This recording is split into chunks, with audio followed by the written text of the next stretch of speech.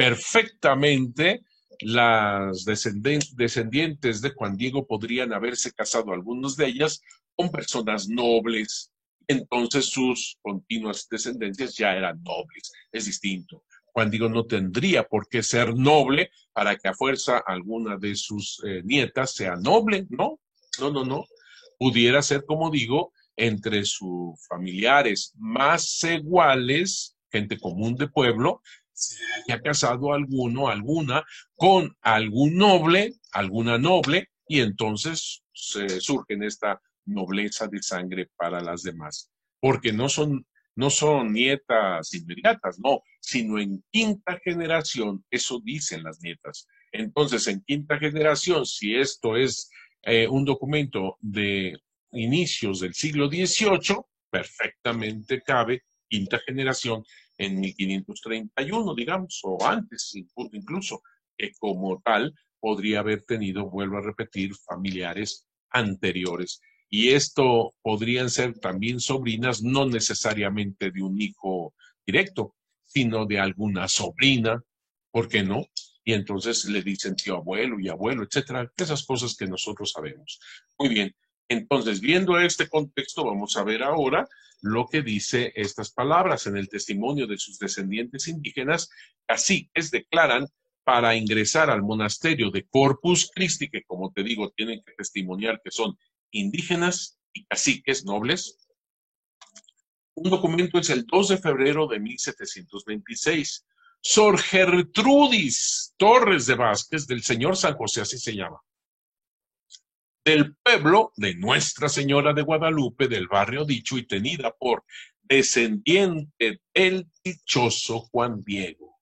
Descendiente del dichoso Juan Diego, y utiliza la palabra dichoso.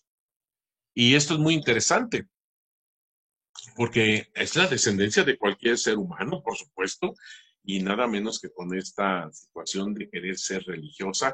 También aquí hay un punto muy interesante, que al pueblo, el pueblo se llamaba Nuestra Señora de Guadalupe, es decir, cómo ha cundido pues esta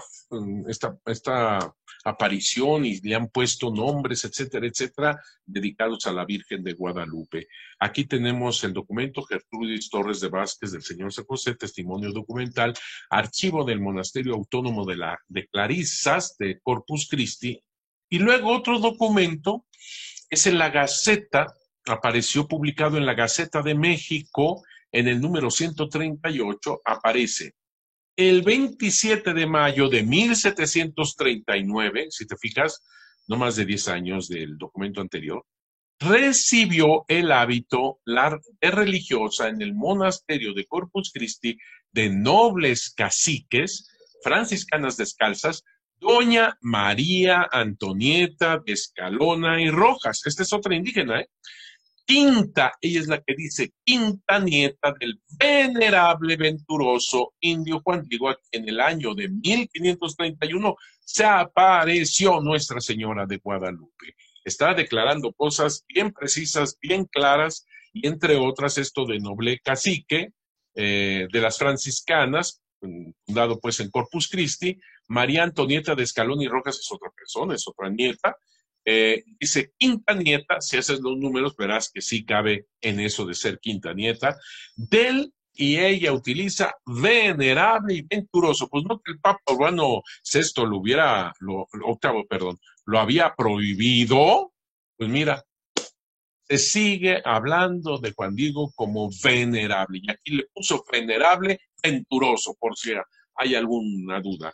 Indio Juan Diego, a quien el año, y todavía el año 1531 lo pone perfectamente, momento de, y utiliza la palabra aparición de Nuestra Señora de Guadalupe.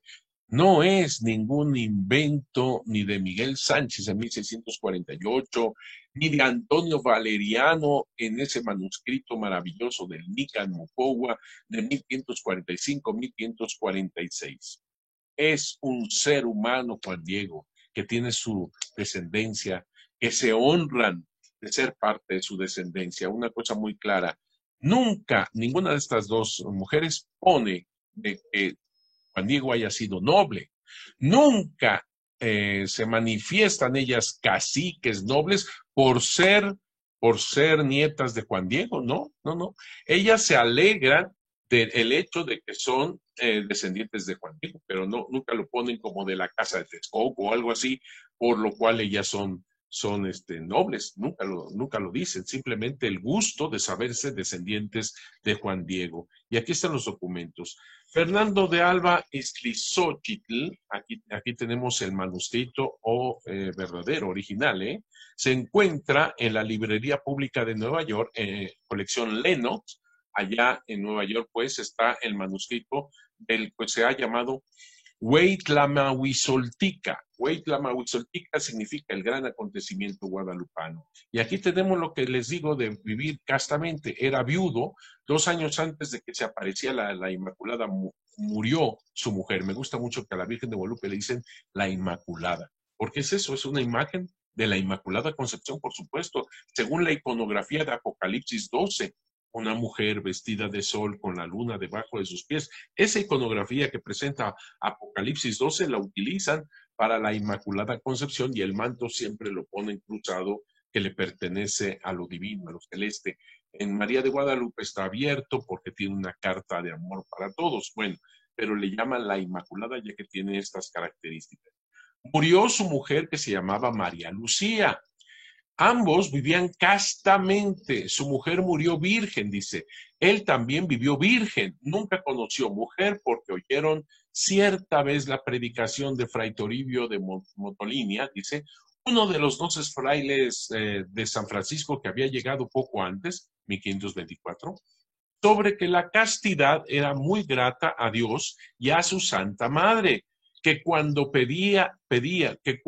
pedía y rogaba a la Señora del Cielo, todo se le concedía. Aquí está la intercesión, otro documento histórico que habla de Guadalupe, habla de Juan Diego, y estamos hablando de un documento aproximadamente de 1590. Con esto vuelve a caerse aquello de que no hay ningún documento en todo un siglo sobre la Virgen de Guadalupe. Y dice, y que a los castos que a ella se encomendaban les concedía cuanto era su deseo, su llanto y su tristeza. Y que por eso se tenía esta fama, incluso decían que eran vírgenes los dos, posiblemente tomando en cuenta desde que se casaron por la Iglesia Católica. Antes vivían con una cultura indígena. Y luego, viendo a su tío Juan Bernardino, que aquel servía muy bien a nuestro Señor y a su preciosa madre, quería seguirle. El tío quería seguir a Juan Diego para vivir en esa choza que se le hizo a un lado de la ermita y los dos ayudar, estar atentos a la ermita, para estar ambos juntos, pero Juan Diego no accedió. Le dijo que convenía que estuviera en su casa para conservar las casas y tierras, plural, casas y tierras. Él que estuviera en casa, pero para conservar las casas y tierras que sus padres y abuelos les dejaron. Aquí tenemos pues de que él nunca vendió, Juan Diego nunca vendió su casa de Cuautitlán. Era una casa de Juan Diego, pero después se fue a vivir con María Lucía a Tulpetlac, con el tío Juan Bernardino. Muere María Lucía, 1529, queda solo con Juan Bernardino. Aquí nunca se habla de que haya vivido con algún hijo, los hijos posiblemente casándose, te digo que se casaban a los 20 años más o menos. Juan Diego, cuando se encuentra con la Santísima Virgen de Guadalupe, tendría 56 años, entonces seguramente ya vivían en otra parte. Por lo pronto, él vive en Tulpetlac con su tío Juan Bernardino en el momento de la aparición. Bueno, esto es lo de castidad y todo eso, ¿de dónde surge? Se enoja muchísimo Lorenzo Boturini, porque él siempre sostuvo esto de castidad y virginidad de Juan Diego, y entonces cuando surgen estas descendientes dicen, no, eso no es verdad, etcétera, etcétera, pero ahí están los documentos. Y entonces en esta forma que acabo de explicar, se entiende perfectamente que puede decirse virgen, etcétera, con su esposa, porque precisamente no tuvieron relaciones desde el momento de su matrimonio católico. Y eso que dice, no conoció a nadie más, pues lógicamente no se casó con nadie más. Ya solamente María Lucía. Aquí tienes un documento y miren, es el original, aquí está.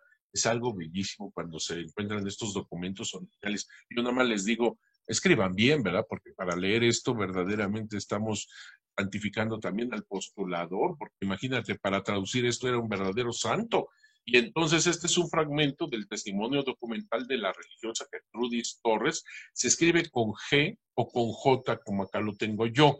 De hecho, Jerónimo de Mendieta lo hace igual, ¿eh? A veces es con G y con J. Su libro lo escribe con G. Bien. Apuntes de algunas vidas de nuestras hermanas difuntas en el archivo del Monasterio Autónomo de Clarisas de Corpus Christi. A ver si lo logramos ver directamente. Esto yo ya lo leí, por eso no lo vuelvo a leer, pero a ver si podemos. Aquí está. Nuestra Señora de Guadalupe. ¿Lo ven? Nuestra Señora de Guadalupe. Aquí está. Y luego acá está, ¿verdad? Dicho, tenida por descendiente del dichoso, aquí está, dichoso Juan Diego, aquí está, Juan Diego, ahí lo ves. Y aquí está la fecha clarísimo, ¿verdad? 2 de febrero de 1726. Y el siguiente documento, aquí tienes el monasterio que todavía está en pie, la fachada, que es muy hermosa, enfrente del hemiciclo a Juárez, ahí precisamente en la calzada, en la avenida Juárez, enfrente, aquí se encuentra, actualmente aquí está también Relaciones Exteriores. Bueno, José Ignacio Rubio Mañé, que se la vivió en el Archivo General de la Nación, en su libro tomo número 4, El Virreinato, Obras Públicas y Educación Universitaria. Aquí él comenta precisamente que el 24 de mayo de 1739 en la Gaceta de México, número 138, aparece: el 24 de mayo de 1739 recibió el hábito de religiosa en el monasterio de Corpus Christi de nobles, caciques franciscanas descalzas, doña María Antonia de Escalona y Rojas, quinta nieta del venerable venturoso indio Juan Diego, a quien el año de 1531 se apareció Nuestra Señora de Guadalupe. Aquí están pues las fuentes históricas de lo que estamos diciendo y también la interpretación. Y seguimos, el venerable, venturoso indio Juan Diego, que los cuide a todos ustedes y que la Santísima Virgen de Guadalupe los cubra con su manto lleno de estrellas. Que Dios los bendiga, recen por mí, yo por ustedes.